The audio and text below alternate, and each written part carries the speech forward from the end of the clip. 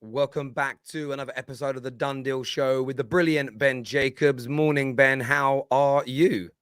Good morning. Very excited. It's going to be a busy end to the window. It certainly is. It certainly is. Lots to talk about today, people. We're going through Frenkie de Jong considered done. We're looking at other deals in and out of Manchester United with Ben, getting his take, his insight and information on them. We're also looking at the Barcelona outgoings, Arsenal's pursuit of Neto, Arsenal's pursuit of Tielemans, and looking at Chelsea, who, again, reported last night a Wesley Fofana bid turned down, but seemingly they have not given up the chase on him, plus some other signings due as well.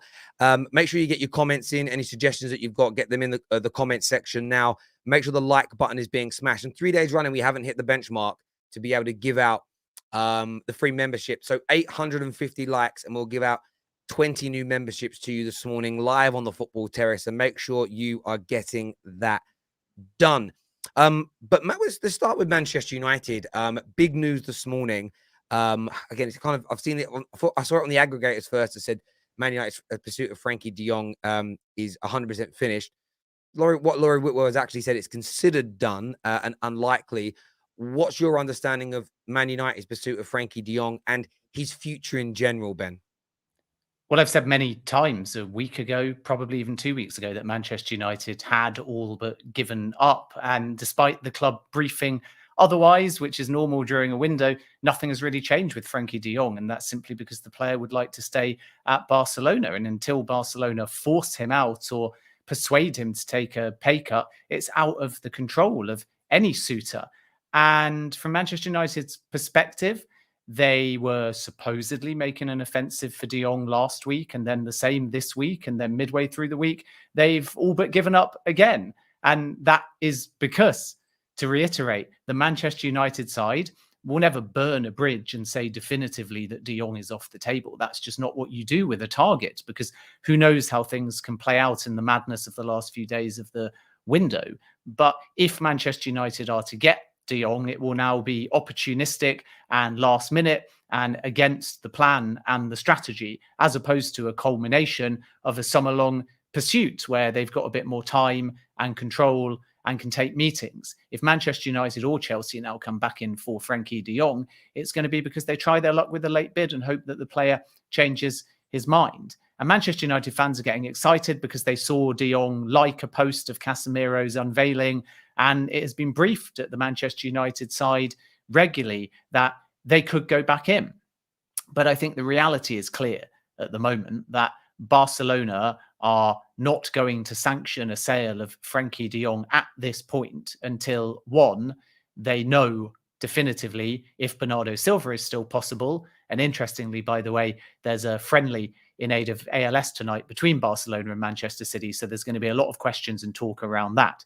And if Silva comes in, then de Jong, in all likelihood, does still go out, at least in Barcelona's eyes. And then it comes back to the crux of what we've been saying all along, which is regardless of what Barca want, regardless of what Manchester United may want, regardless of what Chelsea may want, is de Jong just going to be stubborn and say, I will listen to all sides and perspective and suitors and clubs and financial plans, but if the window slams shut, then I can do what I want. And that's where it's heading at the moment. And the fact that Xavi picked him and started him against Real Sociedad, even though he gave away a goal, he was okay over that 90 minutes. It tells you that on a football side, he's part of the plans. And really, I come back to what I said right at the beginning of the window, which is if de Jong is to go to Manchester United or anywhere, it needs that buy-in from Barcelona to force de Jong out. And as long as they keep playing him on the football side and calling him a spectacular footballer, it's very difficult. So Manchester United know all of this. They have known all of this for weeks. Not a lot has changed, despite how the narrative appears to have oscillated through the media. United were never overly confident in getting Frenkie de Jong because the player's always said that he wants to stay at Barcelona because there's been other suitors throughout the summer that have been able to offer more, like Champions League football. And therefore, now we're at the end of the window, the reality, the truth has actually kicked in. And we are getting private acceptances at the Manchester United's end that they've all but given up. But they'd all but given up a week ago. They'd all but given up 2 weeks ago, regardless of what you see in the media. If Manchester United hadn't significantly given up and had genuine optimism that this was a 60-40 deal or more in their favour, they would have moved. They would have got in front of De Jong earlier. They would have agreed further with Barcelona to work collaboratively together to push De Jong towards Manchester United. Now, don't get me wrong. There is still a slim percentage it could happen to any club, because something completely new could break towards the very end of the window. But it's not a culmination now of Manchester United's strategy. Their long-running strategic pursuit of De Jong has been over, I think, for the best part of 2 weeks. So if they get him now, it's actually a U-turn on that strategy to come back in at the very last minute and say, we'll try our luck one more time. But this isn't the patient, strategic, long-running approach that we've been led to believe of Manchester United. In that respect, they've moved away from De Jong and onto other targets.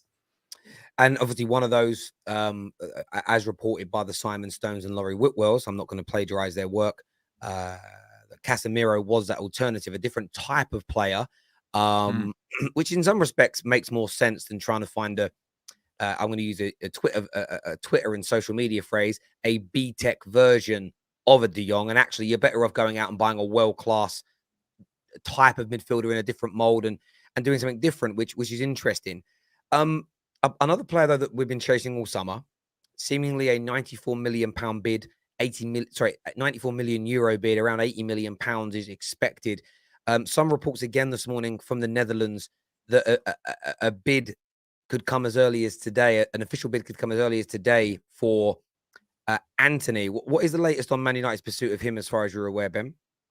Manchester United are going big. That's what they're investing the largest chunk, I think, of the remainder of the transfer window on.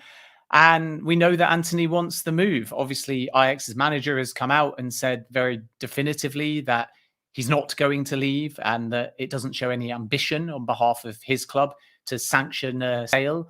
And when a manager is that bullish, what it tells you is either he believes the board will back him, or he's using the media to send a message to his board because he's worried that they won't. And therefore, manager comments at this stage are to be taken with a pinch of salt, in the same way that Brendan Rodgers says not for sale, don't want to sale, want it resolved as soon as possible with Fofana. And Frank Lampard says, our player, not for sale, and then let's get it resolved as soon as possible. And this again tells you that the manager, even though he's the face and fans can sometimes confuse that as the spokesperson for the club, is talking from a football perspective. And the reality is that the board think about transfers from a business perspective as well. And those two, and it's the same, by the way, in journalism away from the window, an editorial department and a commercial department are sometimes at odds internally, even though you try and have a working relationship, and it's exactly the same. So manager comments are to be taken with a pinch of salt, but we know that Antony wants the move. And if you look at his teammates, who are usually quite a telling indication of what direction a transfer is heading in, Steven Bergwijn has already hinted that Antony might be on the way and has wished him all the best. And that comes from dressing rooms talking and players speaking, and even those outside of the dressing room and ex-players all being part of this reality. And they will learn of a mood first and a transfer heading in a direction. So that kind of tells you that Antony wants the move. He's trying to force the move. And Manchester United simply have the task now of bidding big and quickly in order to give themselves time, in all likelihood, to either wrap this one up now or move on. And that's the big learning from De Jong comparative to Antony. Even though Antony is kind of dragging on a little bit now, with De Jong, they've had all summer and they can let it linger because they are bringing in other players in other positions at the same time. It's a new manager and there's plenty of time left in the window. But if they've learnt one thing from De Jong, it's be decisive with Antony and use the next 24, 48 hours to put in your final offer with player buy-in and see whether that number is going to change Ajax's mind. And if it doesn't, move on. And then you've still got a week left in the window to go for Gakpo or another name, because business needs to be done at Manchester United. And I think that the double-edged sword of what the owners have done is they've now intimated through the names and targets that they are very serious about that extra money is there.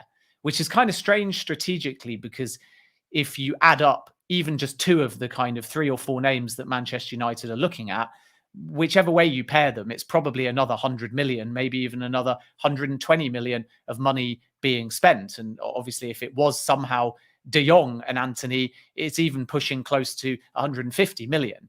And I think Ten Hag would be perfectly entitled to say, well, where was that money at the beginning of the window? Why did I come into a new club and was told my budget might be 120 to 150 million? And then there's a feeling at Manchester United that perhaps they cannot compete with a Chelsea who might end up spending double that. And then in the last 2 weeks of the window, 100 million or so in terms of allocated budget gets pulled out of nowhere.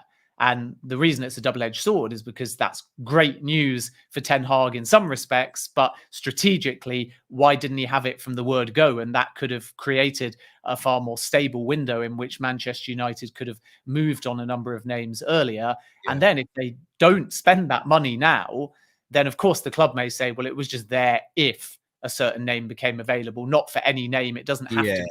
It can be aggregated to another window. But the fan base will just read that as, we lost our first 2 games. Suddenly you said you were going to spend a load of money. Then we won a game against Liverpool, and now you're not spending that money. Where's it gone? And I think even Ten Hag will try and work out the reality of the financials, because it is very strange. You either back a new manager, and if that money is there under financial fair play and profit and sustainability, then you allocate that healthy budget and you give your new manager freedom in the window.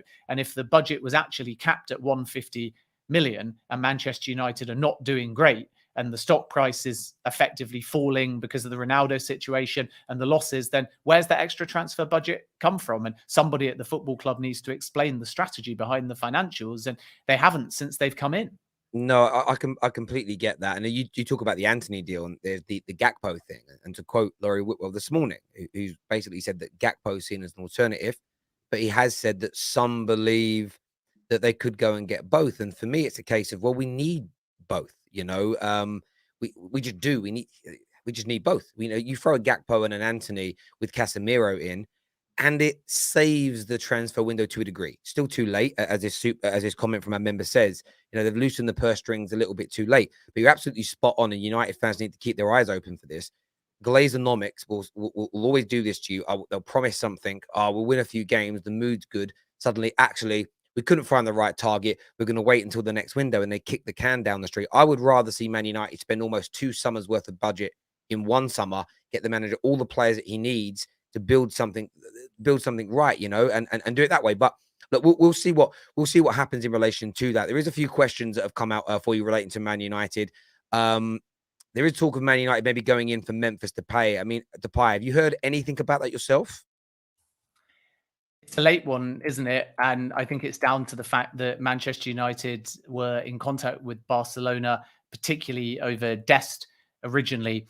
And I think that Barcelona are glad to put out a Manchester United link. And the reason for that is because it gives them an opportunity to put pressure on Juventus, who seemingly are going to move on to another target now. And Barcelona would love to get rid of Depay. Manchester United fans will obviously have mixed opinion about a return to the club. And there is no intimation at this point that there is anything advanced on that deal.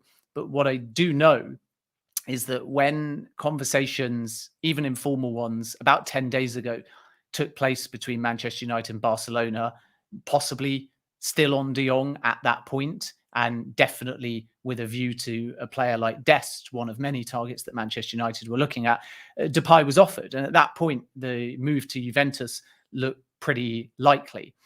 And because the player has agreed to terminate his contract with Barcelona, it gives Manchester United a very difficult decision to make, because they're entering into a negotiation if they choose to proceed on this. And to reiterate, nothing advanced at this point, but it's the end of the transfer window. So that can change in 24, 48 hours and so on.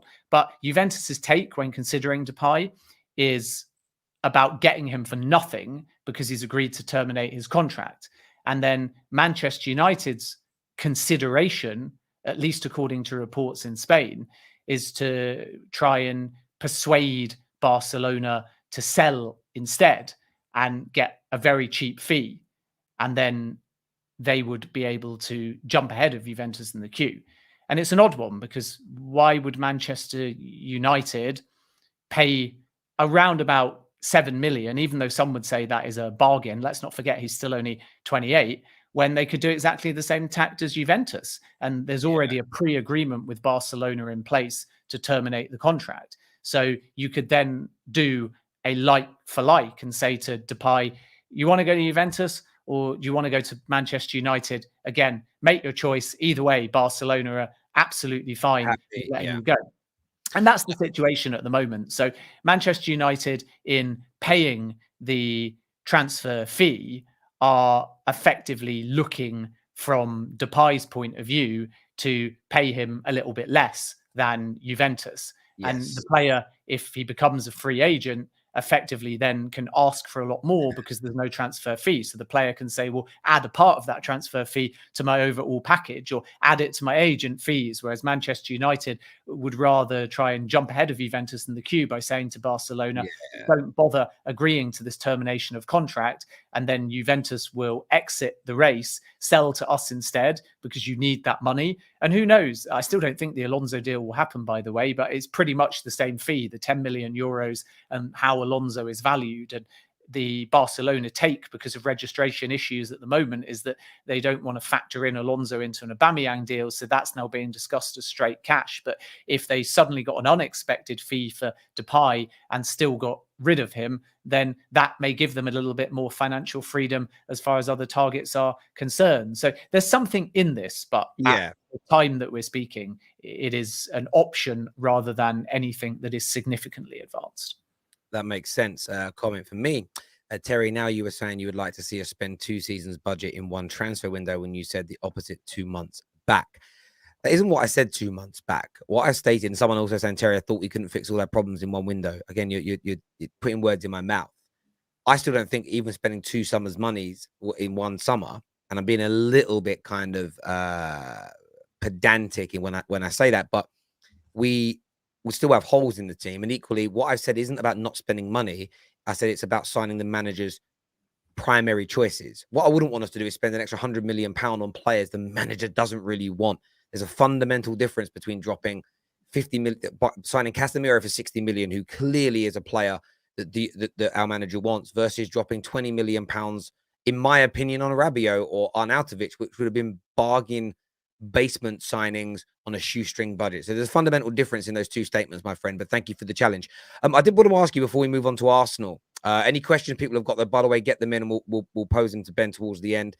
A lot of talk of Harry Maguire being on the wish list of Chelsea and being on the wish list of Barcelona.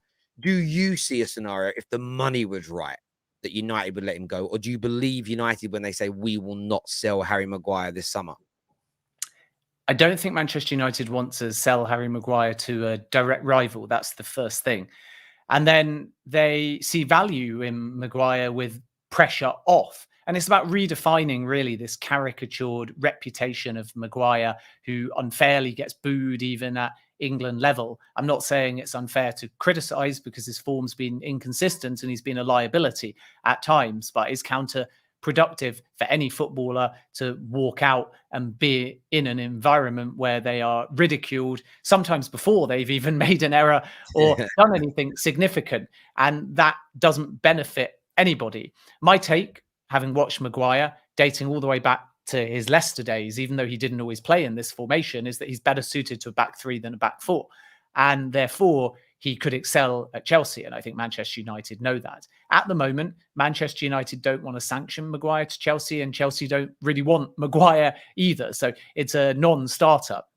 It wouldn't remotely surprise me if either a Chelsea or somebody considered Maguire more out of a, in inverted commas, panic buy late in the window if other targets, in Chelsea's case, like Fofana, don't come off. And Maguire's a bit like Pepe, financially speaking, in the sense that because Manchester United paid so high and above the odds, anyone that gets Maguire, much like anyone, if they buy Nicola Pepe, is getting a, financially speaking, only bargain. And then if the player ever gets back to where they were when that big money was paid for both of them, then there is value in that sense. So it reminds me of when a stock drops so low that you say, well, hang on a minute, maybe I should just buy it because it's bound to go back up again. And I know nothing, by the way, about stocks and investment. So who knows? That may be a terrible analogy because stocks could just crash and companies can go out of business. But Maguire is at the right age still, that if he plays regular football, he could be very valuable to another team, even though he's been a liability to Manchester United. And people, I think, see the gains on that, even though what you're buying may be a player that's shot in form and in confidence as well. So there's nothing in the Chelsea links at the moment. And it works both ways, that Chelsea were not that interested in giving Pulisic on loan to Manchester United, domestic rival. They would rather send him somewhere like Serie A, or even potentially a Newcastle, who they perhaps don't think will go blow to blow with them this season.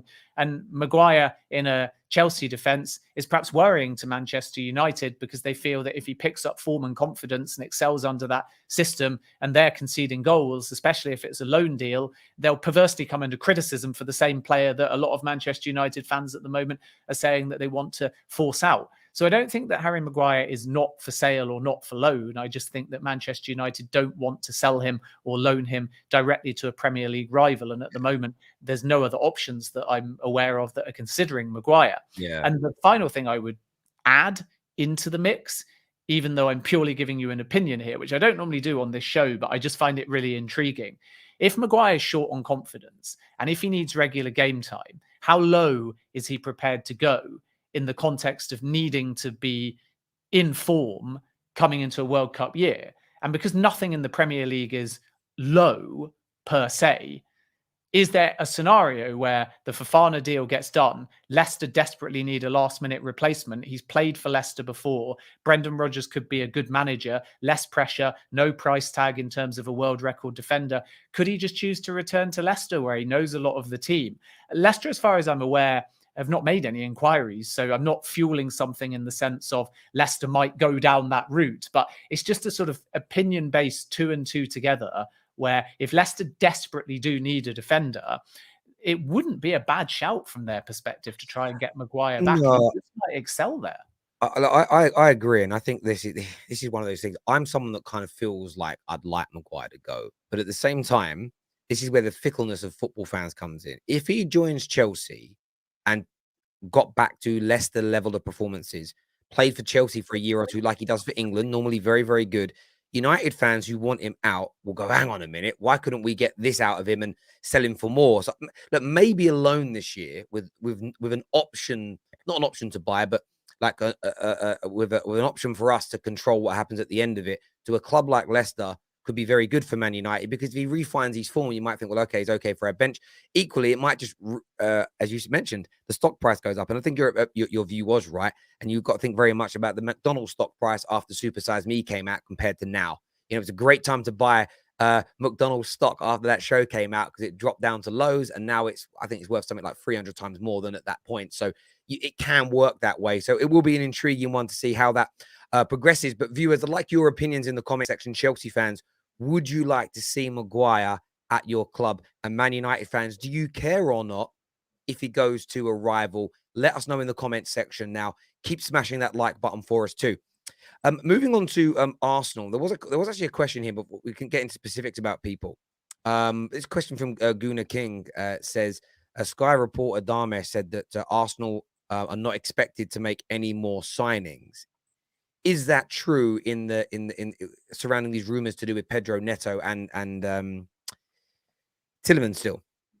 Well, Arsenal's focus is on outgoings, and then they'll have to be opportunistic in the latter part of the window. I think they've made such a positive start to the season that Mikel Arteta is happy with what he's got. That's true. But we also know that they still could move in the midfield and the creative type area, which is why Neto and Tielemans, and very loosely speaking in terms of interest, Paqueta as well, have all been linked, and even Pino on the radar. And it may well be that Villarreal are still forced to sell to somebody because their finances are not particularly great. So there's names on the radar for sure. And it's kind of normal for a club to brief. We might not sign anybody, because they want to cool the expectation. And regardless of what your club's done, even if it's, say, Tottenham, who have signed lots, or Nottingham Forest, who are signing a player on average every 4 days, everyone still wants to move in the last week of the window, because that's part of the excitement, the race for the window to slam shut. Clubs don't see it that way. They'd love to be in a position where a week before the window closes, they're delighted with their business and they can relax and start planning ahead for January. Arsenal clearly are looking, though. It's not correct to say that they don't want to sign anybody, but it is accurate to say if they don't sign anybody, they will be content because of who they've already brought in. And Gabriel Jesus has already made a huge difference. Zinchenko is an excellent signing, in my opinion. And they've got a good blend, really, of Premier League experience overall, and then some new players that are to be watched over the coming weeks, months and years. Marquinhos, for example, who's not really been spoken about, one for the future. I think he's going to be an excellent signing. And Edu loves a Brazilian. We certainly know that. But the fact that Arsenal in the last 48 hours have been inquiring and chasing a Neto and valuing him tells you that, of course, they're still trying to sign. So if they don't, it will be because they've been unable to get a target, rather than because they've woken up 7 days before the window has closed and said, we're no longer interested, we're done, we're happy. Otherwise, why are you going to Wolves about Neto? Why have they used intermediaries to see what's possible with Tielemans? But some of these signings depend on chemistry and balance and outgoings, and with Arsenal playing so well. So I think with Tielemans, for example, there was a feeling earlier in the window that Granit Xhaka could leave, or it was certainly a 50-50. And he's been brilliant this season. So then that means that the midfield has another name in it that's part of the chemistry, part of a winning team, is contributing. And then you say, does Tielemans still fit? So I think Arsenal, as ever, will work quite quietly and secretively, and they'll brief one thing and do another. But outgoings are number one, urgently, and then they will determine if there is one more to come in. I'd still be surprised if 2 more come in. I think that it becomes the case for Arteta now that because of the way they're playing, because of the goals that they're getting, because of the impact on and off the field of Zinchenko, I know others will get more glory in terms of the football played so far, but they're really happy with Zinchenko and how he's fitted into the dressing room as well. And that versatility, even if we've not seen all of it yet, is very important to Mikel Arteta. So I think that overall, he's very happy. And therefore, Arsenal will effectively brief that they might not move any further in the window, because that way you're not setting yourself up for failure. Neto is problematic because although he may be somewhat open to the move, he's actually quite happy at Wolves. And the price is a big sticking point too. And Wolves are going to hold out for a massive deal. And if it was Chelsea going for Neto, you'd say they'll probably pay somewhere close to it. But this is Arsenal going for Neto. And I just don't see them, given the window they've had, given the form they're in, breaking the bank to the point of insanity as far as the market value is concerned. So that makes that deal quite tough, quite hard to get over the line. But they haven't totally given up. And if they haven't totally given up, then how can they say that they're not going to do any more business this window? Yeah. And then Tielemans just rumbles on as ever. So he was benched by Brendan Rodgers because his head's not quite in the game. I think we're going to see a number of clubs make inquiries and come in with more advanced pushes to see what's possible. And Arsenal are still there. And I've said it many times that if Arsenal don't get Tielemans, it's not failure, because it will be Arsenal deciding they no longer want Tielemans, which is a cooling on him comparative to where they were at January. But if Arsenal want Tielemans, they'll eventually find a way of getting that deal done. And then it will all come down to whether they get him at the bargain fee they're looking for, which is the mid-20s or less in terms of millions, or if they have to pay something closer to what Leicester paid for Tielemans, which is 35 million. And then if it's 35 million, and that I think would be with add-ons, at the beginning of the window, it was maybe even more like 38 million, but I think now it's 30, 31, 32, maybe even a little bit less, but there might have to kind of be add-ons taking it to that tally. And Arsenal may turn around and say, you know what, it's not worth it. And if he really wants Arsenal, and if the price is still that high, then we're good at the moment in midfield. So we'll revisit it in January, or even potentially when he's a free transfer, and then it becomes a bargain. And it remains to be seen whether Tielemans would wait a year for Arsenal or would feel messed around by that. But this is just how the finesse of the window works. So Arsenal are inquiring. Arsenal have obviously got their targets out there, with Neto being the top one. But if a deal isn't possible, and they'll learn through Mendes very quickly at this stage of the window, if it is or if it isn't, they'll move on. And if they don't make any signings between now and the close of the window, it won't be a bad thing, because it will tell you that Mikel Arteta is only really adding if there's an A-lister that is going to add to the chemistry. He's happy with his depth. He's happy with his squad. He's happy with his form. He's happy with his goals. He's happy with Saliba, who's been brilliant so far. And therefore, in most positions now, Arsenal are feeling stronger than they were last season. And with Jesus on fire, they are significantly, I think, above, even though we've only played 3 games, Tottenham and Chelsea, in terms of the balance, the chemistry, the stability, the understanding with the manager. And if this continues, even until, let's just say, Christmas, and Arsenal were in a good position as well last Christmas too, then they could find themselves with a nice little cushion, and thus not in a scenario like last season where if they have a wobble, they suddenly get overtaken. So everything's looking very good for Arsenal, regardless of whether they sign or not. No, I agree. Look, Arsenal looking very, very good right now. I feel like it's one of those things, isn't it? Hindsight's always, I always say hindsight's the most lucrative commodity in the world.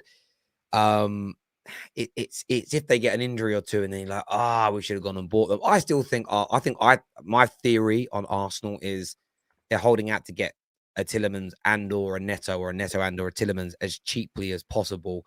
And the more you build it up, there's like the reports today that, Neto's not going to push for the move, but he does want to join Arsenal. That feeling from him could change in 3 or 4 days' time as that deadline draws a little bit kind of closer. I remember a few weeks ago, the talk was like Fofana won't push for a move away. He certainly is. This kind of thing kind of happens when people start to get, Antony behaved himself all summer at Ajax. And now we're getting down to the business end. It's like in the home straight. It's actually, I need to go now because I don't want to spend. And maybe look, the performance. And this is the thing with Arsenal. Their performances are going to make more players want to join. If Arsenal started the season slowly and poorly, there may be a little bit more of a reluctancy. But looking as good as they do, players are like, that's Arsenal Football Club, top of the league, playing brilliantly. That's the place I want to go next. So, yeah, it's going to be an interesting close to this window for Arsenal Football Club. No doubt about it whatsoever. In terms of Chelsea, the first one I wanted to ask you about was Wesley Fofana. There was talk yesterday that Chelsea won't go a bit above or won't, 70 million turned down. They won't go above it, or they can't go above it, depending on different aggregators wrote in different ways. Reports are this morning that Chelsea are still, he's still pushing to join, and Chelsea haven't given up yet. What's the latest as far as you're aware of Wesley Fofana to Chelsea? Well, I was saying last night when the news of the rejected bid, since confirmed by Brendan Rodgers, broke, that it's simply nonsense that Chelsea have walked away or given up. It's the oldest trick in the book to brief that you might walk away, to say that the fee that you're prepared to pay is at a maximum when it clearly isn't. And Chelsea are relentless in their pursuit for Fofana, and all sources privately at Chelsea have always said that they'll go at this transfer right until the end of the window, which means that from Chelsea's perspective, they're trying to get the best possible deal, and they are attempting to use a structure first, which is as important as the number, to persuade Leicester to sell. And therefore, when they tabled their third bid, it was in keeping with their broad strategy, which from intermediaries and direct talks was that there would be a base fee guaranteed of anything at its lowest. This is from the very beginning of the saga rather than discussions imminently, but at its lowest, around about 55 million, and at its highest, around about 72 million. That's the brief to the intermediaries when they took on the project. And then you use add-ons creatively to try and provide the best deal. And of course, if the offer to Leicester with the guaranteed fee is a very good structure of installments, knowing that Leicester need cash imminently to move freely in the market, if you're going to be that strong with the amount in terms of you can have it in one installment or 2 installments, then you're going to go lower with that guaranteed fee, and you're going to make the add-ons harder to get. And I think everyone is just frustrated at the Chelsea end because they are wondering why, when it's been known that Leicester are holding out for a world record bid for a defender, Chelsea haven't just bid 80 million. Because surely at that stage of the window, that's all Chelsea have to do. And that's a very gamified football manager viewpoint, because 80 million means nothing if you hit the number, but it's 65 million in cash guaranteed in 5 installments. So Leicester don't get any real money to spend between now and the close of the window. And then the rest of it's all in add-ons that are, if he plays 500 games for the club, or if he goes and plays 20 Champions League games across 2 seasons and Chelsea win one of those Champions Leagues, those type of add-ons are unattainable.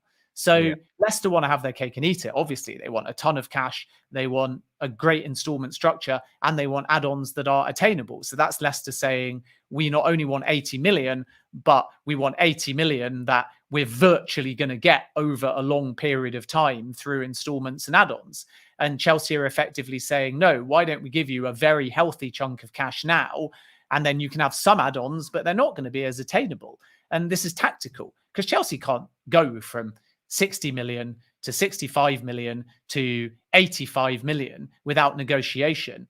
And there's tons of time in the window in this context. There's no time in the window as far as days, but because the back and forth has happened, because intermediaries have got involved, because the legwork is there, because everyone knows what Leicester wants. If Chelsea want to bid again, they can do that within a day, whether verbally or formally. So there's a long, long time of back and forth. And this is a tactical bid from Chelsea that they probably knew was going to be rejected, but it plays upon Fofana's uncertainty. It plays upon the fact that Brendan Rodgers has softened in his stance. It plays upon the fact that Fofana is training with the under-23s. And that is the Chelsea tactic, to say, you need money, here's a load of money. The overall package is lower, but the structure is much, much better. And you get a higher guaranteed fee, and then you get less add-ons, and they are less likely. And I think with the overall amount, the other thing to state is that it isn't 70 million, as I understand it. It's 72 million, and it isn't 60 plus 10. It's a little bit closer to a 68 plus 5 deal. That is how I understand it. Now, there's been verbal back and forth, so it may well be that they rejected 60 plus 10, then they rejected 68 plus 5, and we're in that fluid stage now where you can have a rejected bid, especially if it's verbal, and the buyer and the seller can deny it. But Chelsea haven't really moved between the second and the third bid. They've largely discussed the same bracket of finances. They've just moved around add-ons. They've moved around the exact base fee, and they've changed the dynamic of the structure to see whether that's more preferable to Leicester. And my understanding remains that they'll go back, they'll pursue Fofana, they will continue to push very hard to get the best possible deal. And it's cat and mouse, really, because Leicester have seen Chelsea bid. They went up with Rafinha, even though they didn't get him. They paid a ton of money for Marc Cucurella, and seemingly that offer went from about 52.5 million to 62 million. They went from 40 to 45, and now a reported 60 million for Anthony Gordon. And all of this in a very short space of time. Now, some of it's to be taken tongue-in-cheek, because fees are always disputed, and buyer and seller will brief differently for tactical reasons. So don't take a fee as verbatim or an offer as verbatim, because the seller will always want to make you believe that if they sold, it's for the highest possible amount, and the buyer will always want to make you believe that they got the best possible deal. And because they've signed sometimes NDAs and cannot disclose the fee, you will get competing narratives constantly. So it's very difficult as a journalist sometimes to get to the reality of the situation. But just bear in mind that because Leicester have seen Chelsea seemingly go up in all of these different incrementals quickly, and because Bowley's new, they're just thinking, well, every time we reject a bid, Chelsea will just come back more and add another 5 million, another 10 million, another 15 million. So why wouldn't Leicester just let this drag out as long as possible? And then from Chelsea's perspective, they want it done before the game against Leicester, not so much because they want to play Fofana or they want it resolved because the sides are playing each other, more because they need to leave themselves time in the market, that if they genuinely get to a world record bid and it's still turned away, at that point, they have to wash their hands with it and find a replacement. So they need to leave a little bit of time in the market to move. So the short answer to your question is basically, not that I ever give a short answer, as I say many times, but the short summary to that long answer is that Chelsea have not given up. Chelsea still have the same confidence, the same optimism. They're just fighting to try and get the best possible deal. And every day that passes, Leicester are still resigned to the fact that reluctantly they may have to let Fofana go because he's starting to overshadow the beginning of their season. Totally get that. In terms of midfield for Chelsea, is that still something they're looking at? Because, of course, they were linked to De Jong as well. Maybe that's still an option for them over Man United. But a lot of Chelsea fans I speak to are like, yeah, great Fofana, great that we're looking at an attacker, but we need a new midfielder. Is that something you're hearing about that Chelsea are actively looking at with only sort of a week or so to go the window? They're spinning plates, and midfielders are definitely there as well. The window started with Chelsea needing defenders, one, and attackers, and they still obviously are hoping to get Aubameyang through the door. So should they succeed in Aubameyang and Fofana at the same time, midfield is the other area, as you say, where they need to strengthen. Thomas Tuchel has been coy. When he was talking about Conor Gallagher, he was very clear that he's got a lot of midfielders at the moment, and there's only room for two of them. And I think that Chelsea know at the moment that they've got depth in that area, but there's also one or two players they would like to get off the wage bill, and they don't see as having a long-term future. I think what's interesting is the window started with people thinking that Kante, Jorginho would both go, or one of them would go, and both were available on the market. Yeah. And Jorginho's got a new life and loves the fact that Koulibaly's joined, and N'Golo Kante nobody's come in for, and still has a lot of worth at Chelsea in the short term. So if those two stay, then I think that Chelsea would either have to let Conor Gallagher go on loan somewhere, and there's clubs, by the way, that would love a permanent deal for him. And then if they replace him, where does that leave Gallagher in the long term? And there's obviously others that we haven't mentioned in that midfield as well. So it's challenging because it's a congested midfield. Tuchel does want to add a creative midfielder, but does he have the space and the budget? And that's something that Chelsea are going to have to decide based upon other targets, potentially in other positions, freeing up the squad space, the wage bill, and the funding. But they haven't given up on De Jong. So that tells you that he would still love a midfielder. And if it was De Jong tomorrow, he'd bite your hand off for that. But against that backdrop is also the fact that in a year's time, Chelsea may also determine that Declan Rice is somebody that they want to chase.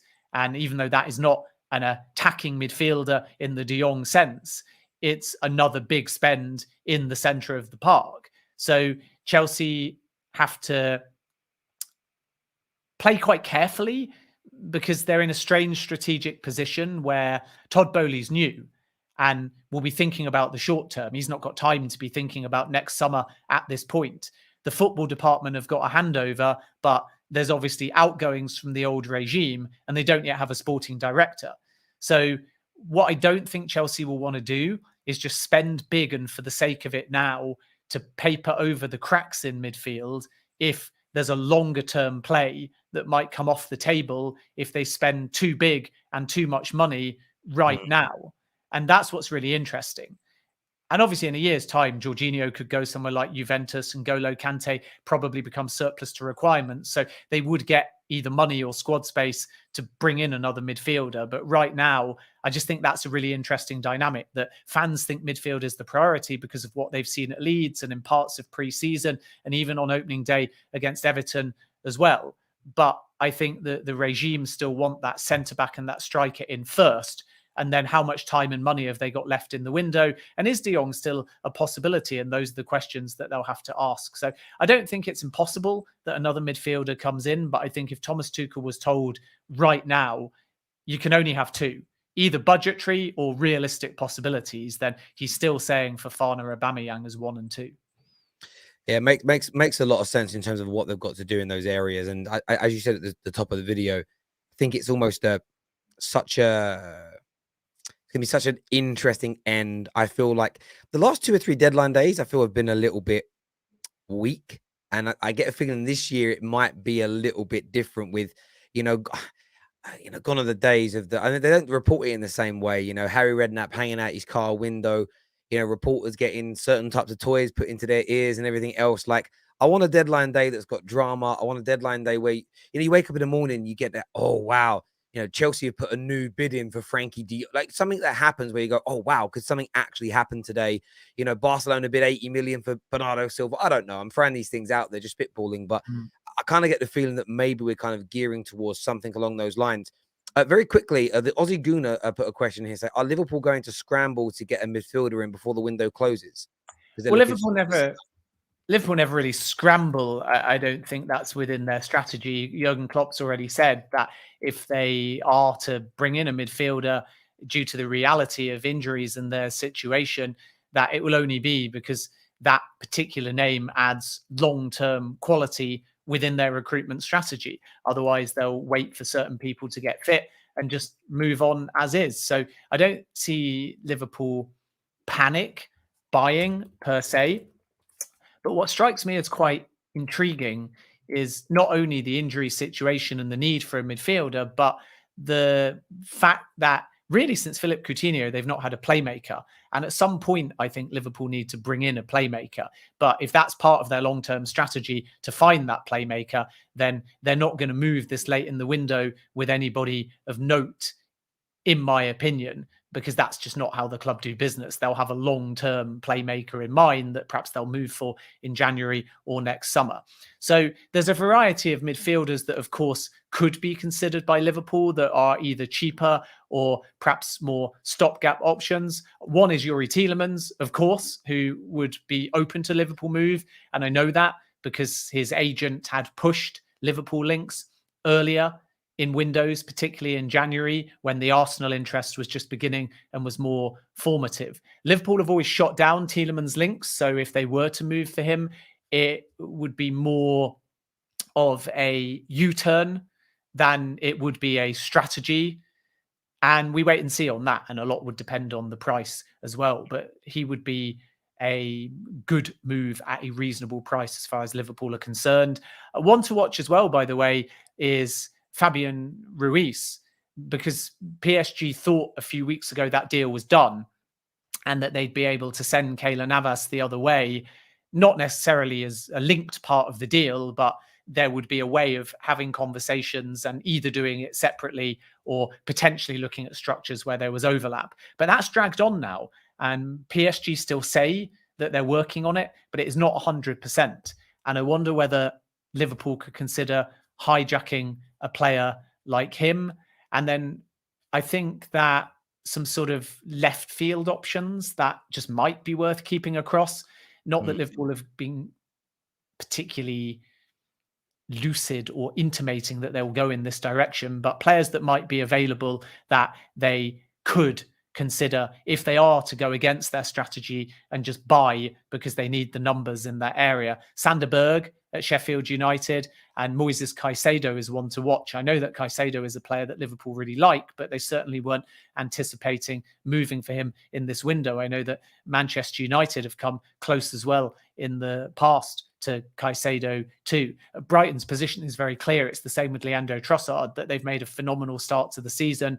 And even though Caicedo only played 8 games last season in the Premier League, he's played in all of the matches so far this season. So whether or not he would feel it is the right move at this point in his career, he's only 20, but also Graham Potter has to be backed because of the phenomenal start that Brighton have made to the season, but still a name to look at, I think. And then, of course, the last name is obviously Jude Bellingham, who won't be available during this window, but is definitely a long-term target as far as Liverpool are concerned. So there's names out there that are on their radar, but I just don't see them panic buying because it's not within their strategy. Klopp's got a lot of belief in this squad.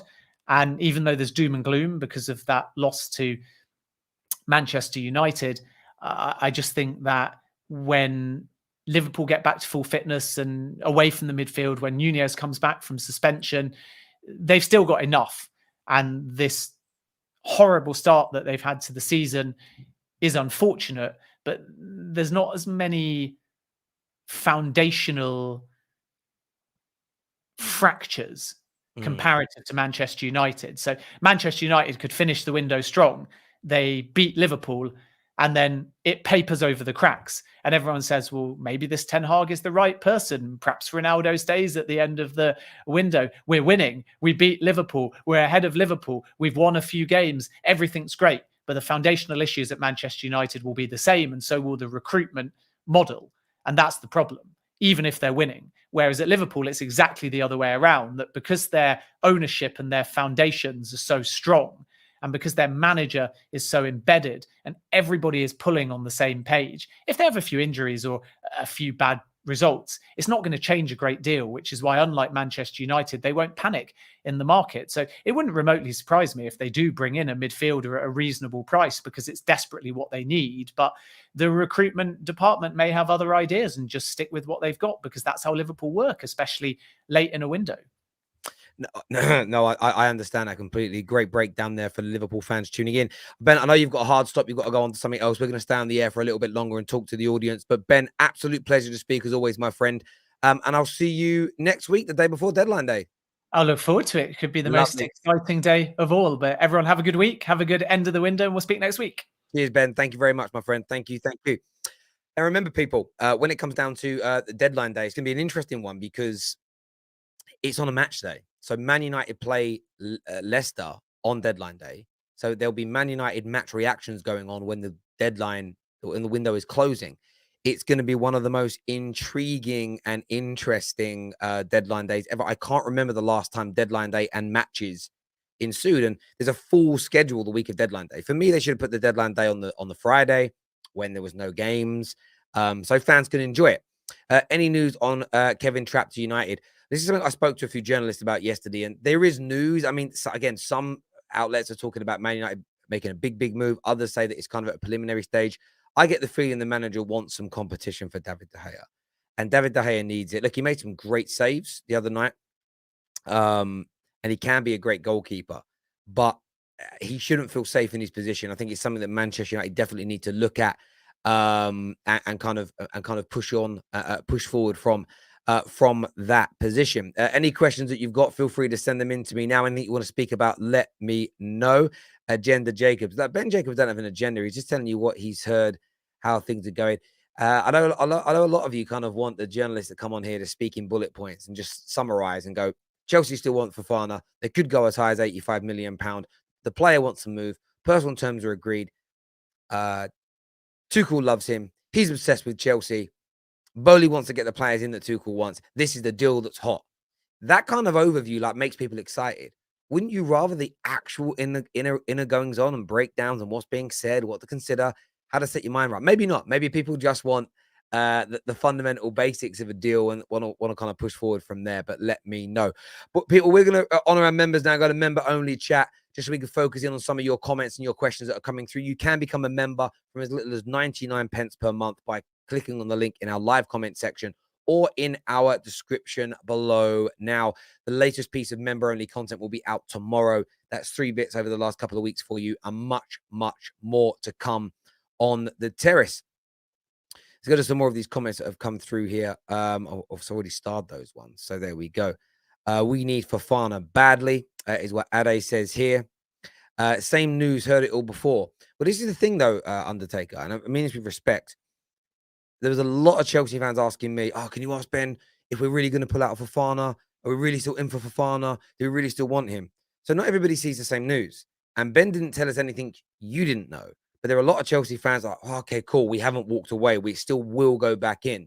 So no news is bad news in that regard. And equally, a lot of the time it's about dispelling the myths. Fans also want day-to-day updates. Sometimes the updates don't change. Sometimes it's just a confirmation of what people already knew. So it's worth listening to. So I get you didn't feel there's anything new in there. For me, I learned 4 or 5 new things during that conversation with Ben today. Terry, are United looking at a proper centre forward? As of right now, no. There's no links to an out-and-out number 9 coming into Manchester United at this point. No credible links. However, United, I think, and this is why I said earlier in the video, I think that Ten Hag's looking at this from a point of view of, with the way I want to play with a fluid, high-pressing front three, for 12 months, we can probably get away without one. Martial and Rashford will most likely take up those central positions with, if we make the signings, the Anthony Elangas, the Antonys, the Sanchos, maybe a Gakpo. If not a Gakpo, then Garnacho making up those wide areas. Is it perfect? Is it exactly where Man United want to be? No, absolutely not. But there's certainly some options in there that could help. How are you doing today, man? Any news on more players coming in and out? Watch the show back and you can kind of watch. We're going to go through it, round it all up. But as we all know, the De Jong pursuit is considered done as per. I mean, it's funny. Someone said, why am I titling it like that? Because that's exactly what Laurie Whitwell said. This is the irony of being called a clickbaiter. When I use the exact wording, you should say considered over. But he didn't say considered over. He said considered done. So I use the actual wording and I still get called out. That's why I love my audience. But De Jong pursuit by Man United considered done. The pursuit is considered done as it stands. A new Wesley Fofana bid is expected. Neto agrees to move to Arsenal, wants to move to Arsenal, but isn't forcing the move yet. Could that change later on during the window? Tielemans still on the list for Arsenal Football Club as well, along with other players. It's time-stamped as well, so when the video relays, you can go back to all those individual stories. Who do you think Chelsea will end up signing by the end of the window? I think Aubameyang, I think Wesley Fofana will both get done. I think both those deals will happen. Midfield, I'm not too sure about myself. That would make sense, Terry. Let Rashford and Martial battle it out, then sell one of them who performs least well. Or they perform. And this is what I mean, that they both won't. Sometimes you'll get one on the left and one centrally. But they can both play in that central role. And if you've got a fluid attack where you're drifting out left, you're drifting out right, I think Ten Hag could play a system where he has an out-and-out number 9. We've seen that work with Sebastian Haller last season. But I also think he has the ability to work with a front line that's more fluid, with whoever plays centrally, drifting right, drifting left, the players on the left and right, drifting in central. I actually like that more. Something about that I really like. It makes it hard for people to pick. Unless you've got a number 9 that can hold the ball up to a world-class level, don't play with a target man. The target men have to be able to hold that ball and it stick to their feet like glue. Harry Kane, although he's an amazing footballer overall, he can hold that ball up. Olivier Giroud can hold that ball up as an example. Haaland can hold that ball up. What you don't want to do is bring in a Lukaku that can't hold the ball up for toffee, gives it away, and then leaves you in a weaker position. Like, you need to get it right, in my view. Let's have a look at these comments here. United were linked with Rabiot and Arnautovic. Now they are making proper signings, and we are linked with Gordon and Maguire. Listen, by the way, I do think Chelsea will sign Anthony Gordon as well. I think Anthony Gordon is going to happen. The fact that the news about Spurs coming back out the woodwork is around. You guys are going to bid £60+ million for this guy. I'm so intrigued to see how that turns out. I really do. I would offer him an exchange and 26 million for Tony. Who in exchange? And Martial. Martial wouldn't go Brentford though, so that wouldn't happen. Terry, do I feel Neto will happen? I think there's a good chance Neto will end up at Arsenal Football Club, and he should. I get that Arsenal got to sell some players. I get they need to balance the books. I get that they don't want to spend too much. But Neto's better than Saka right now at taking people on, at getting to the byline. He's more aggressive and assertive in the way that he plays. It gives you an extra string. I get a feeling that Neto could change your attack even further. I think he could have a similar impact to that of Gabriel Jesus coming in. And I know a lot of Gooners, no, not better, not gonna displace anybody. You should want Neto to be able to displace Martinelli or Saka, because that means you're getting better. And your team's performance and your team's results should outshine any love you have for an individual football player. Club over player every day of the week for me. I think it'd be an immense signing, and I think you can get it done. KJ, you coming on? KJ's coming on to have a little chat with us now as well, people. What you saying, bro? Nah, man, I'm good. You know what I mean? Backstage doing my thing, hearing some of the talk. And the Frenkie de Jong thing really highlights the issue with Manchester United when it comes to their owners and how the PR its spin is used in conjunction with how we lose or win as well. Like, it's crazy that a couple of days ago, we're signing this player, that player. We're signing all these different people for X amount of money. We're going to spend 250 million plus. As soon as we win that Liverpool game, which no one expected, it's, oh yeah, so actually we're not really looking at getting De Jong no more. Actually, instead of getting both Gakpo and Antony, it's we might get one of them, and that's if we sell Ronaldo. And that's if Ajax want to sell. You know what I mean? So it just highlights the issues with the ownership in that sense. But in terms of what do Man United do now with the Frenkie de Jong situation, what Ben said was very interesting about Fabián Ruiz. We was linked to him a couple of weeks back, and then obviously the whole PSG news came out. If PSG have not got this deal done yet, with a signing like Casemiro, a Fabián Ruiz would be perfect, I think. Or a Sergej Milinkovic-Savic, who again we've been linked to as well this window as well, would be perfect. Like, we've needed two midfielders all summer. We've needed two midfielders to replace McTominay and Fred. Casemiro would say, the McTominay replacement. As much as Fred and Casemiro play well together at Brazil, we still, for the Premier League, we still need a better version of Fred on that pitch. Someone like Fabián Ruiz, someone like Sergej Milinkovic-Savic could be the answer to that. Will Man United sign a Frenkie de Jong alternative that isn't Casemiro? I have no idea. But yeah, like, interesting window coming up. Transfer deadline day is going to be weird. It's going to be very mad, especially with that game on as well. Do Man United make signings while there's a game on? That's the question as well. Do they actually try and sign someone while there's a game there? Yeah, or I mean, what I'd prefer, just as a United fan, is that we get all our business finalized the day before. That's our deadline day. Is the Wednesday or is the Tuesday? I agree with you. And this is where Man United fans need to. Again, I get rivals, and I've seen them in the comments on Monday night. I've seen them in my DMs the last few days. It's why I said yesterday. It's why I blocked a few people yesterday that I just people that I've done a lot for, people that I've helped, people that I've been supportive to. Just like, it isn't even banter when I can tell the difference, and I don't care how other people read it, between passive-aggressive slide digs and banter. I really can. I just tell the difference. And it's people having a pop at me, and they're like, see, look at that. You win a game and suddenly don't care about the Glazers out. And you're going to see some stuff from me in the next few days about it. I just need to be very mindful on the terrace that I don't just cover Manchester United, and I've got to cover multiple subjects.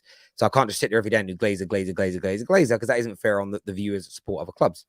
Simple as that. But this is where Man United fans have got to like not be fooled. We should, if we end up, listen, Casemiro is a great signing. If we end up with Antony, I think it's a bit too much money, but at the same time, I feel like good signing. But we should be going for Gakpo as well. We should be going for Gakpo as well and looking to move Ronaldo on. And maybe that's how it works. We should be still looking, if we're not getting Frenkie de Jong, we should be looking at, well, how do we readjust? We've still got to spend more. Let's add another midfielder into this. Let's throw, as you say, a Fabián Ruiz into the mix.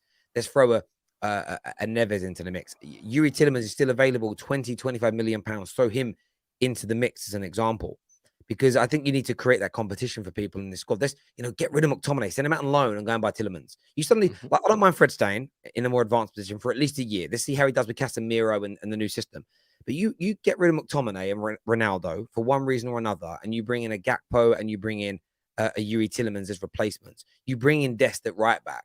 Suddenly then it feels like it's too late, but it's a better summer.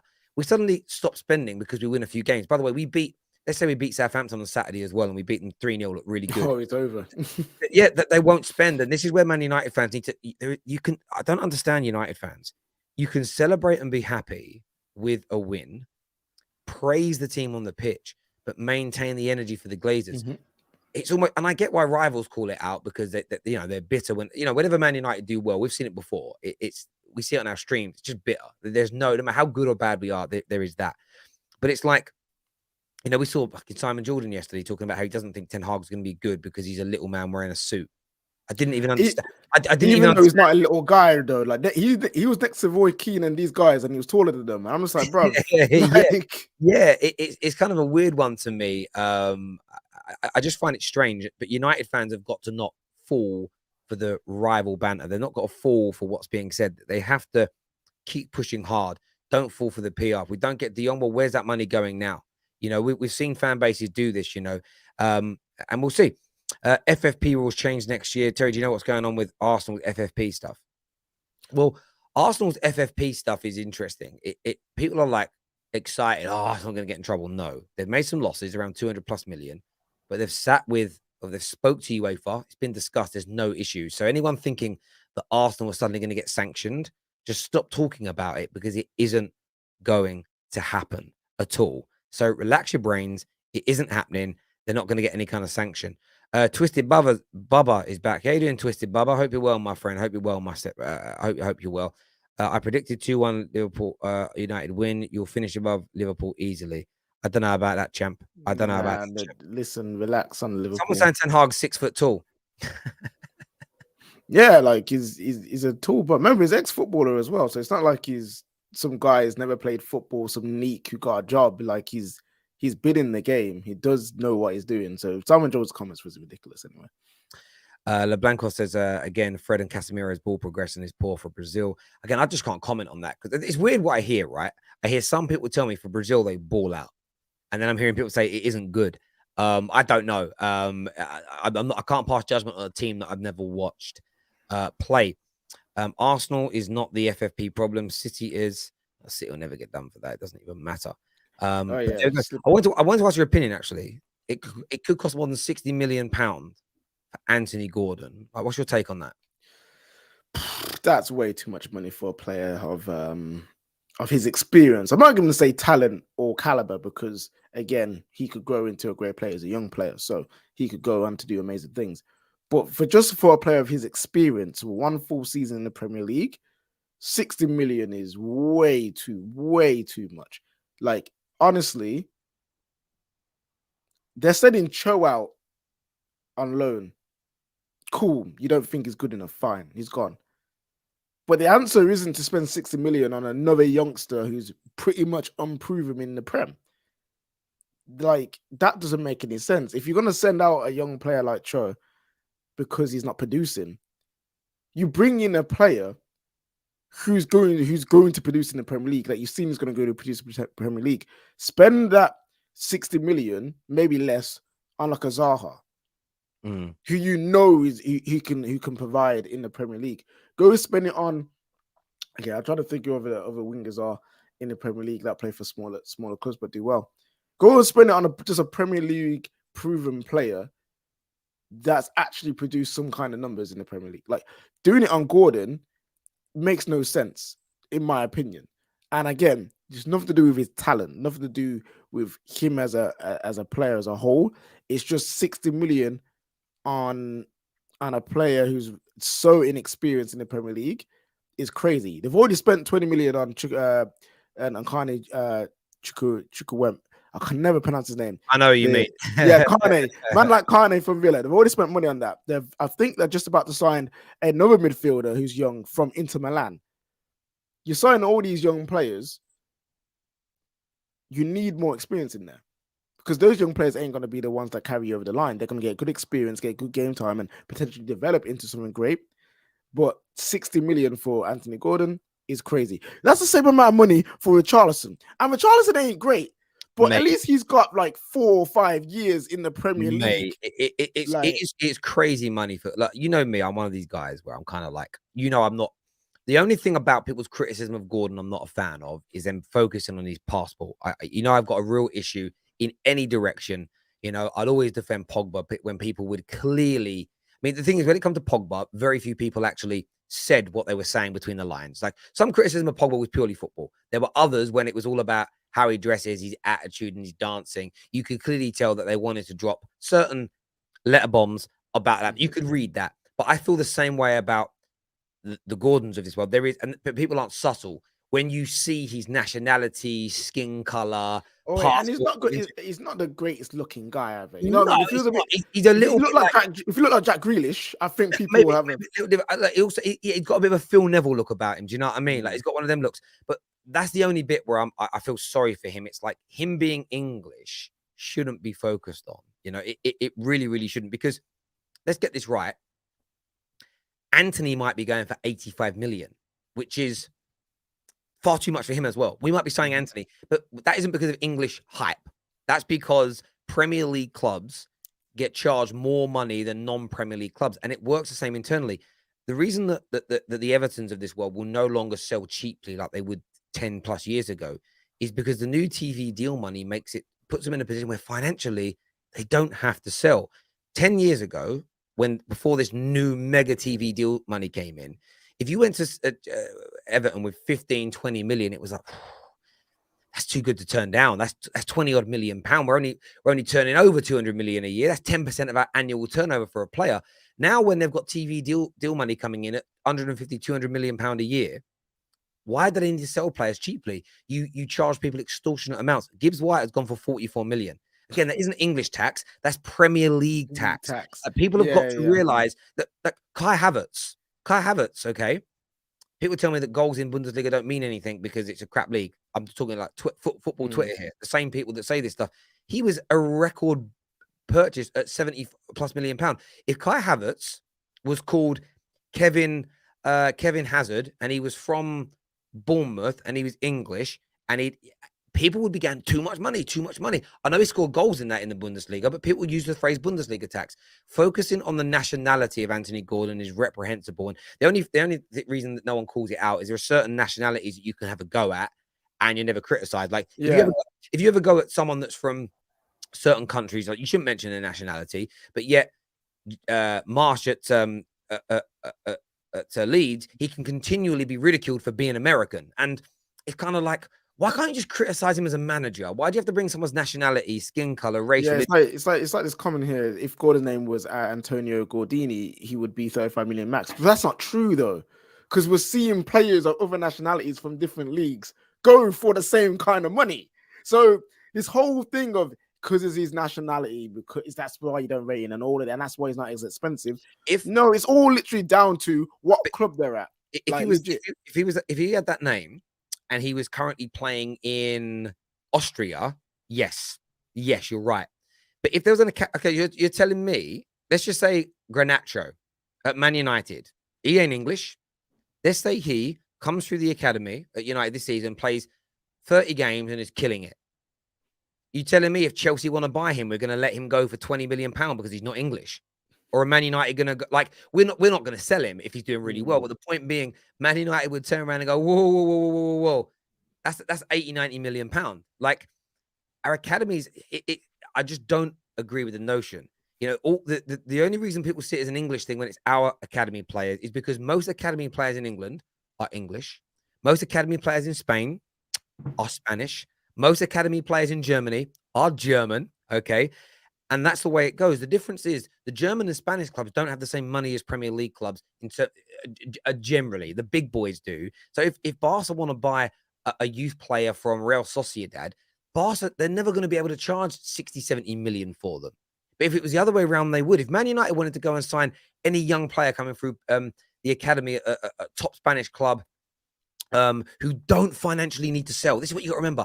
Don't have to sell. Why are Villarreal prepared to let Pino go for a menial fee? Because they desperately need money. If Villarreal had no financial issues and suddenly had 200 million pound a year extra coming into their bank, do you know how much they'd be charging for Pino? They'd be getting 90 million. Bro, remember the Villarreal were expecting an offer from Pau Torres to come through. They was banking on that. That hasn't come through. So like, oh crap, what have we got to sell? You know what I mean? And also, Terry, if this whole thing was true, this whole thing about English tax, academy tax, all that, why is James Garner going for 15 million pounds?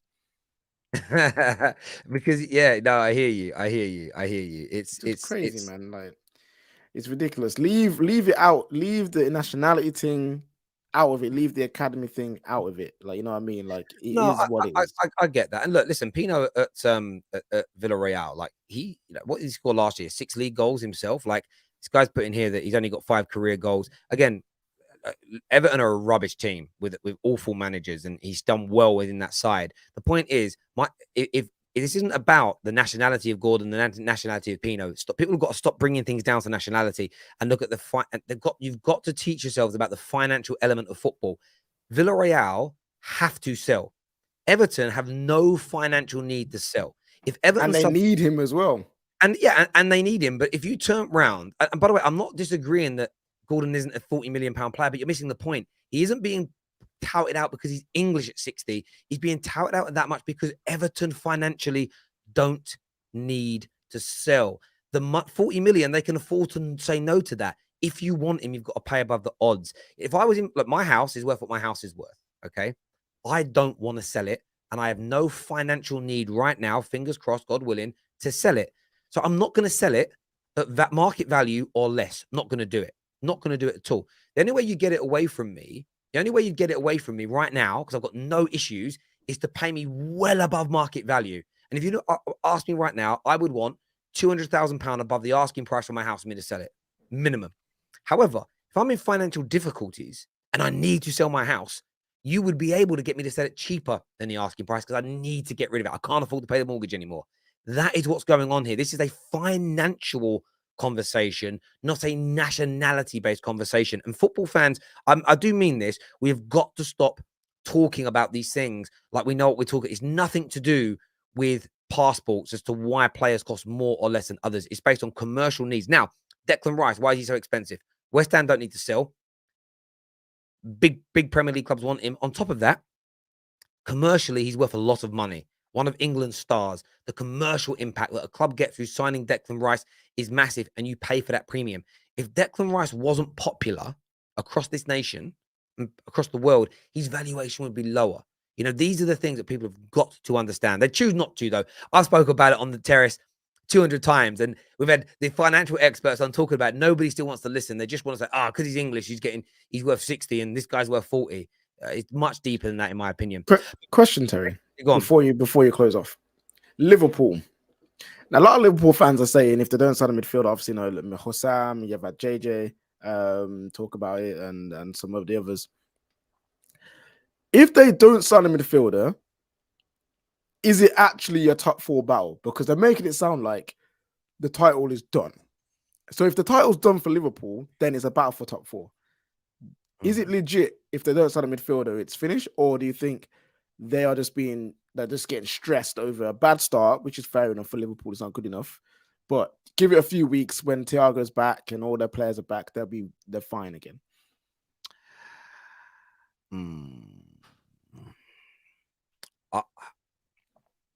Well, if all their players come back and remain fit for the majority of the season, I still think they could mount a title race. But I think depends on if City drop points in the next 2 to 3 games and if Liverpool do. If Liverpool drop another 3 points in the next 3 games and City don't, I think the title race is already done. You know, there's too much of a head start there. Top 4 race, I'm not sure about yet. However, if the Thiagos and the Nabbies are out for large periods of this season, they get not one other type of player injured, then yeah, I mean, they'll be in a top 4 race again like 2 years ago. Surely, like again, it also depends on how good Darwin is. If Darwin comes back from this 3-game suspension and he's on fire and starts scoring, it's there. And they are missing Mane at the moment. And the reason they're missing Mane at the moment, I know he scored 2 goals in the opening 3 games, but I don't think Mo Salah's looked at his scintillating best. And generally at Liverpool, sometimes you had both of those players on form at the same time. But typically it was like one in great form, the other doing okay.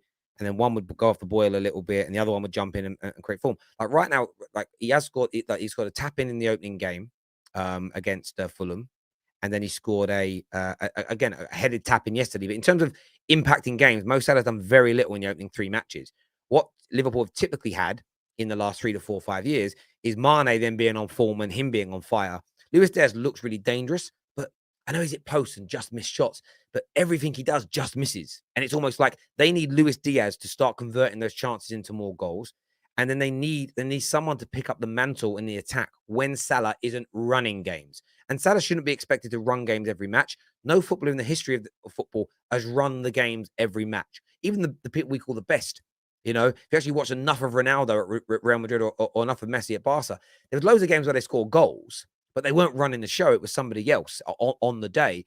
And that's what Liverpool need. So I'm not going to write Liverpool out of anything just yet. I think that would be a little bit premature, but the fans should be demanding more, because if they get 2 or 3 injuries, they can't win the league. Will they make top 4? Probably. The other caveat to that is it also depends on how good Chelsea, Spurs and Arsenal are, because maybe Liverpool fall away from the title race. So they fall 10. Like, let's just go by last year's points, because it's easier than just talking in generality. Say they're 10 points worse than last year, but the teams that finished below them are all 15 points better. Go and do the maths. That puts everybody pretty much neck and neck, I believe.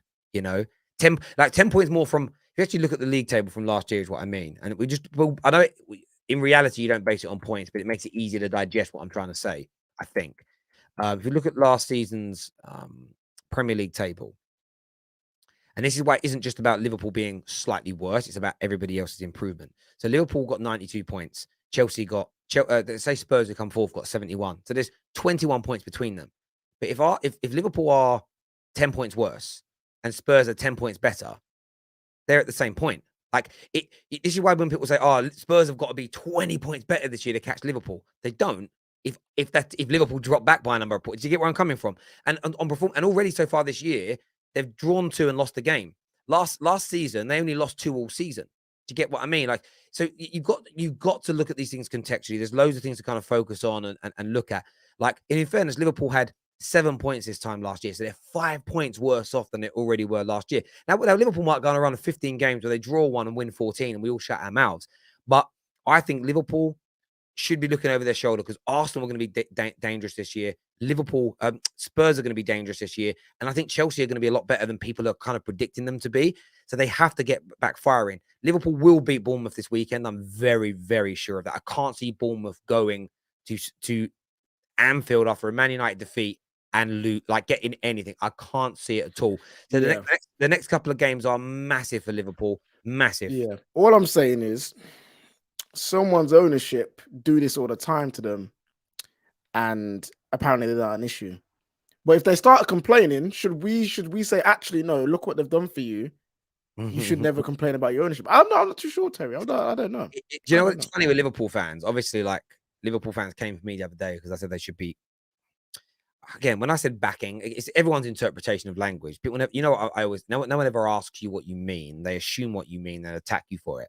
I thought it was wrong that a lot of Liverpool fans were dismissive of the process, the protest, and criticised it for 2 reasons.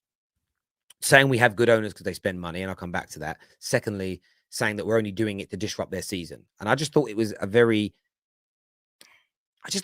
disrespectful way to talk about football fans protesting against owners for the same reasons that you protested against your current owners at times, not protested, but like went against their decisions.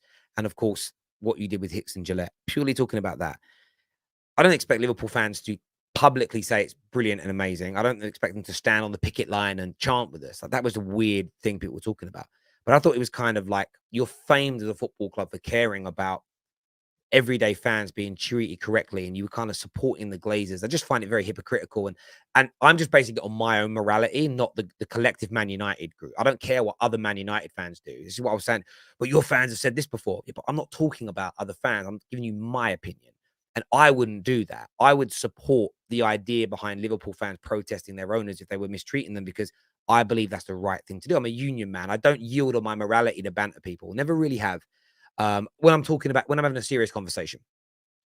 But back to their owners. A lot of Liverpool fans think our owners are good, or they're indoctrinated to think our owners are good because of the mainstream media, because we spend more than what their owners do. Oh, I wish my owners spent as much as yours.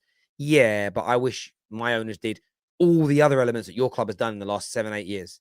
Like, the only thing that the Glazers do more than FSG is they spend more of the club's money on players. They spend more of the club's money on wages, but nothing else translates. Like, I'm telling Liverpool fans this now.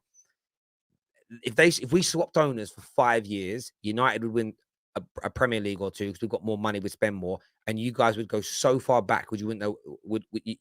You wouldn't see. We wouldn't see it for dust. You'd be falling so quickly. And I think for me, that's why I get annoyed at Liverpool fans kind of criticize. I get this banter like when we beat them. Oh, it's still Glazers out. I kind of get those flippant comments. That doesn't bother me.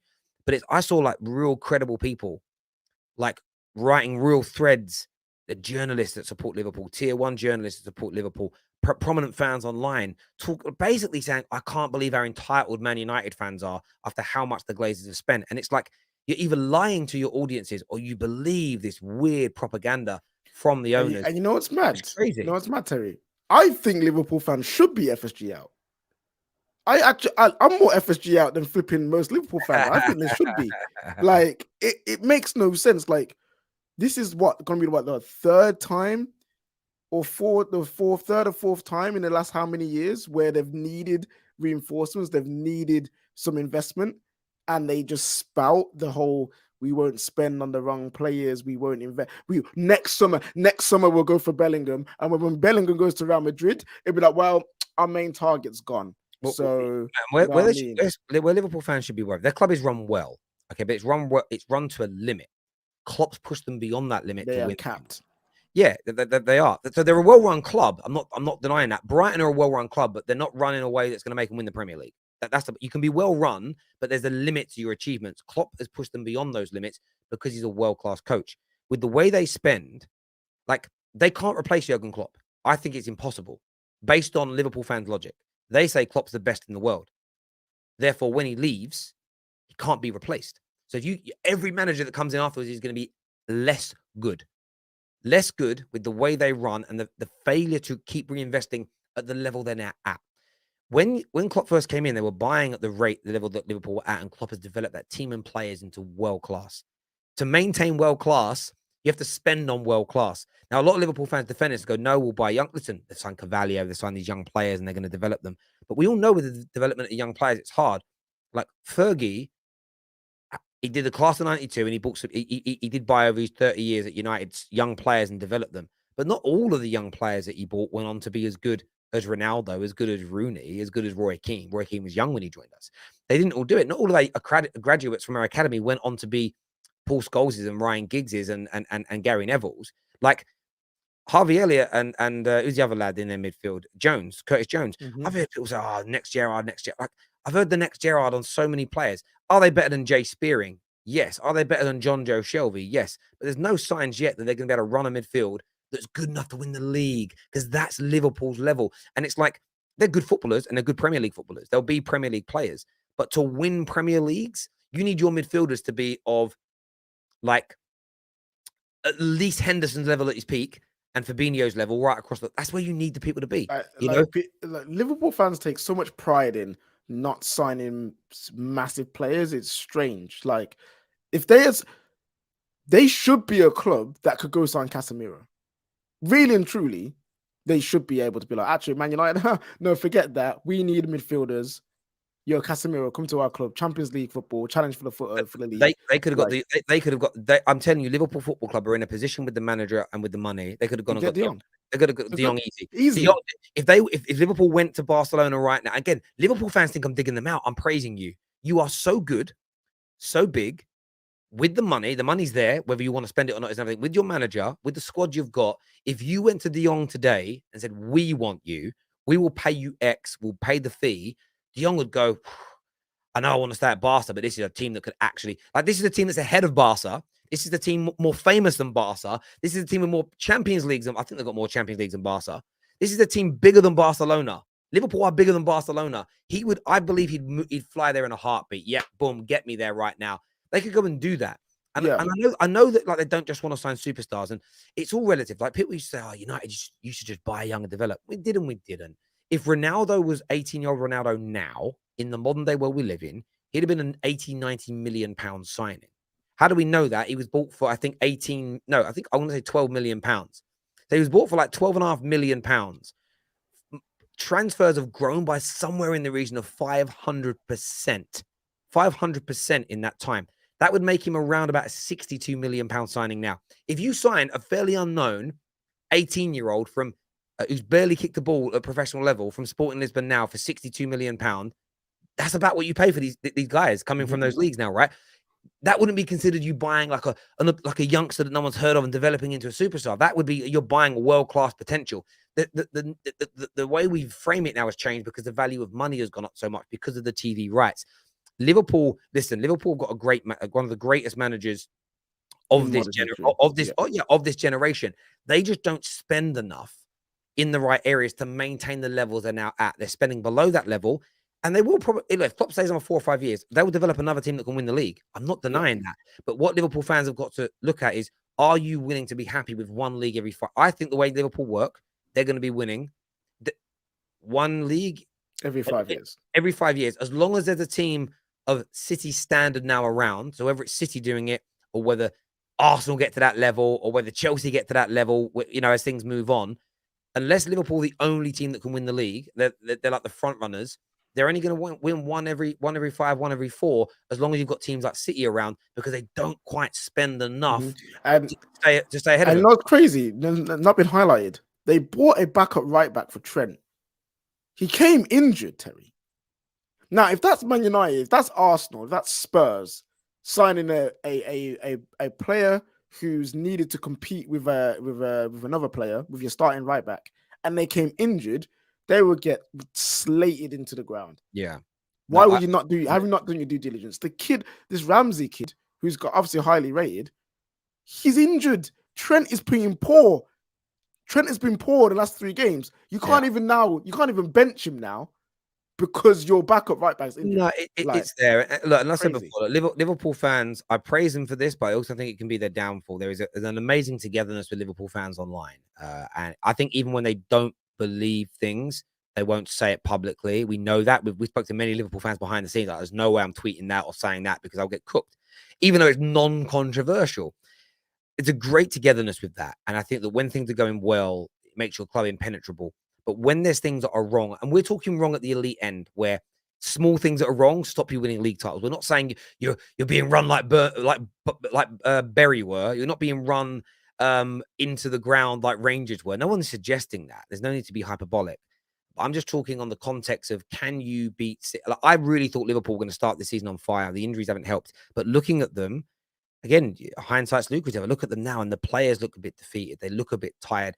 The manager doesn't look into it. The manager's blaming witches. Do you know what I mean? And I know he's only making a bit of a joke, but you could just, we would have beaten Man United. There was more time on the clock. All these excuses are, for me, him hiding what he really wants to say. I need new players because I think this team and squad has burnt out. I think they've gone a little bit stale. Super Chat here says it's actually a growth related injury. Okay, fair enough. An injury is an injury, though, is it not? Fair enough. Listen, viewers, we're back this afternoon. Got more content for you. As always, keep your eyes out for it. Make sure like buttons are being smashed. Make sure you're subscribing to the Football Terrace before you leave and turning on the bell notification button as well. But until next time, my friends, take care. Goodbye. God bless. And I'll see you.